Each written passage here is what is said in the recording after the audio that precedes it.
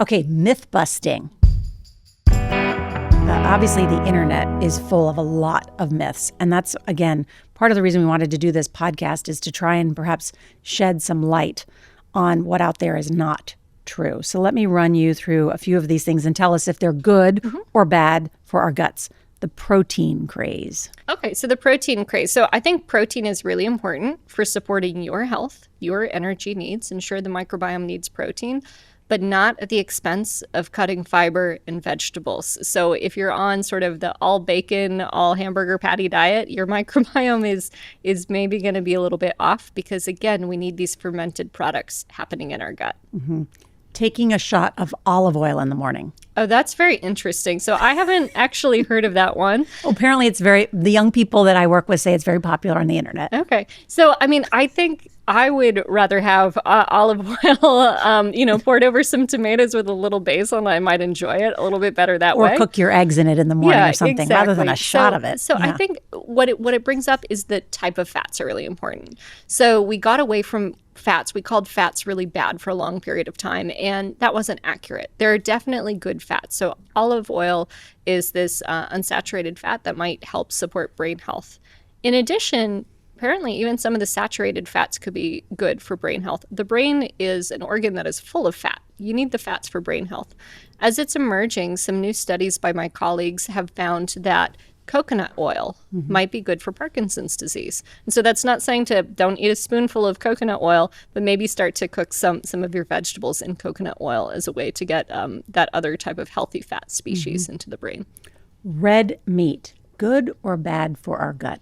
Yeah, so red meat, it gets a lot of bad rap. And one of the things that we talk about red meat causing heart disease. Well, as it turns out, the microbiome can regulate that.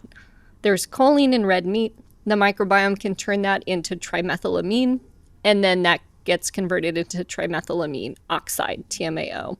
That's the thing that causes plaques that build up in the arteries. But then the really fascinating thing is people have now found elevated TMAO even in Alzheimer's disease. So basically, if you eat red meat and you get sort of this reaction, if we could find the microbial enzyme that pushes it this way, or even better, we found some probiotics that in a test tube can deplete TMAO. Could we reverse that, and could we make red meat healthier along with the probiotics? So that's our hope. Again, in moderation, I think it's fine. I don't think you have to completely swear off red meat, but understanding the microbiome might provide some really important answers. Not everybody's going to react to a steak in exactly the same way, and maybe the secret lies in the gut. Mm-hmm. Prebiotic sodas, are those good or bad for the gut? Yeah. So again, a prebiotic soda. So this has got some of this. First, what is a prebiotic? Let's start there. A prebiotic is the thing that boosts the microbiome. This is like a fiber in a powder.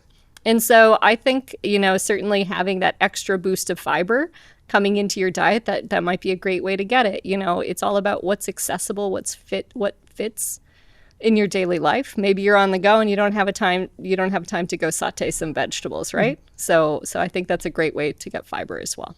What about these probiotic teas? Those have become popular. Are those good for the gut? So I have seen this on the shelf in grocery stores, and this one always kind of makes me laugh. This is a complete myth. If you take bacteria and you put it in boiling water, you're going to kill the microbes. You're going to kill the probiotics. And so there's going to be nothing left there. So go ahead and save your money on probiotic teas where you're going to put in boiling water. Got it. And we talked about alcohol, but good or bad for the gut? Again, in moderation, I think it's fine, but in excess, it can cause some of the problems in the leaky gut.